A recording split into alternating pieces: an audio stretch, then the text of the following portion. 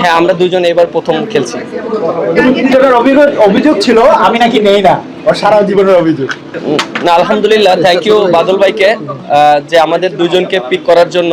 এবং আমি first time রূপগঞ্জে খেলছি এবং আমরা জানি যে ক্লাব ক্রিকেটে বাদল ভাইয়ের অবদান অনেক বেশি এবং তিনি যেভাবে দীর্ঘ অনেক দিন টিম করেছেন এবং অনেক চ্যাম্পিয়ন টিম করেছেন এবং ক্লাব ক্রিকেটে আমার কাছে মনে হয় যে অনেক ন্যাশনাল টিমের প্লেয়াররাও তার টিম থেকে খেলেছে। সো এটা একটা বাংলাদেশ ক্রিকেটের জন্য একটা পজিটিভ দিক ছিল। আর থ্যাংক ইউ বাদল ভাই যে আমাদেরকে পিক করার জন্য এবং আশা করি যে আপনার টিম থেকে আরও অনেক অনেক ভালো ভালো প্লেয়ার প্রডিউস করবেন বাংলাদেশ টিমের জন্য এবং বাংলাদেশ ক্রিকেটের জন্য। বাদল ভাই, আমরা শুনছিলাম মুস্তাফিজকেও নেওয়ার একটা চেষ্টা করছিলেন আপনি, এটা নিয়ে কি কোনো আপডেট আপনি দিবেন? আসলে আমি মোস্তাফিজের সাথে আমার কথা হয়নি, আমার কোচের সাথে কথা হয়েছে। ওর মনে হয় একটা 20 তারিখ পর্যন্ত তার একটা রিহেব আছে। রিহেব থাকার পরে ও খেলতে পারবে কিনা তার উপরে নির্ভর করছে ও খেলবে কিনা লিগে।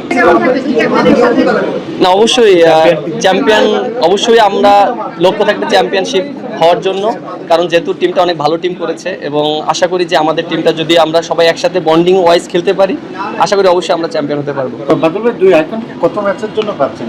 এটা নির্ভর করে কখন তারা ক্রিকেট ন্যাশনাল টিম থেকে তারা রিলিজ পায় এবং তার রিলিজ পাওয়ার পরে কখন আমার টিমের সাথে ফিক্সচার মিলে সে কটা ম্যাচ তারা খেলবে, যে কটা অ্যাভেলেবেল থাকে সবই খেলবে।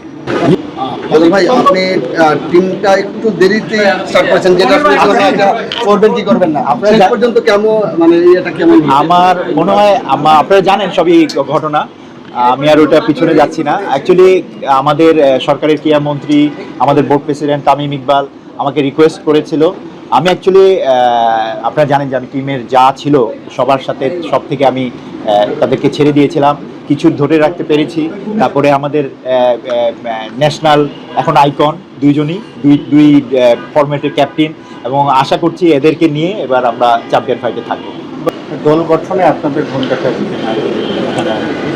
অবশ্যই অ্যাজ এ সিনিয়র প্লেয়ার হিসেবে তো আমরা চেষ্টা করবোই, but at the same time আপনারা জানেন যে আমাদের ফার্স্ট প্রায়োরিটি হচ্ছে ন্যাশনাল ডিউটি। দেন ওখান থেকে বের হয়ে যে কটা গেম আমরা সুযোগ পাবো আমরা চেষ্টা করব ক্লাবকে কীভাবে হেল্প করা যায়। লিটনের অভিযোগ ছিল আমি নাকি নেই না, ওর সারা জীবনের অভিযোগ। না, অবশ্যই ভালো, যেহেতু অনেকদিন ধরে একটা জায়গায় খেলতেছিলাম। দেন সার্টেনলি আমাকে লাস্ট ইয়ার কোন টিম ছিল এটা, গুলশানিয়াতে খেলা, তো এবার একটা নতুন টিম। আর আমরা তো বাদল ভাইকে সবাই আগে থেকেই চিনি, বরাবরের মতন উনি সবসময় চেষ্টা করে ভালো টিম করার জন্য। চেষ্টা করবো আমরাও যে মানে দুজন প্লেয়ার আমরা চেষ্টা করবো যে কয়টা ম্যাচ খেলার সুযোগ পাই যেন টিমের হেল্প হয়। লিটন, আপনারা দুজনেই দুই ফরম্যাটের ক্যাপ্টেন ন্যাশনাল টিমের, একসাথে একই টিমে খেলছেন, নিশ্চয়ই আপনাদের মধ্যে একটা রোমাঞ্চ কাজ করছে ঢাকা প্রিমিয়ার লিগে। ঢাকা প্রিমিয়ার লিগে টু বি অনেস্ট মিরাজের সাথে এর আগে কখনো খেলানি, অবভিয়াসলি ন্যাশনাল টিমে তো খেলেছি, ঢাকা লিগে এই প্রথম খেলবো, খেলার পর আমি অ্যান্সারটা দিতে পারবো।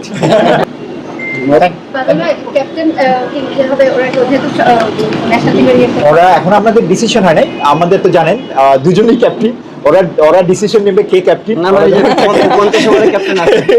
ওরা কে ক্যাপ্টেন, আর ওরা না থাকলে আমরা হয়তোবা চিন্তা করছি যে এদের বাইরে যারা অ্যাভেলেবেল আছে, আমাদের ন্যাশনাল টিমের আরও প্লেয়ার আছে, নাসুম আছে, শেখ মেহেদি আছে, তারপরে আমাদের শরীফুল আছে, অনেক অ্যাভেলেবেল যারা থাকবে তাদের মধ্যে থেকে একজন ক্যাপ্টেন হবে ইনশাল্লাহ।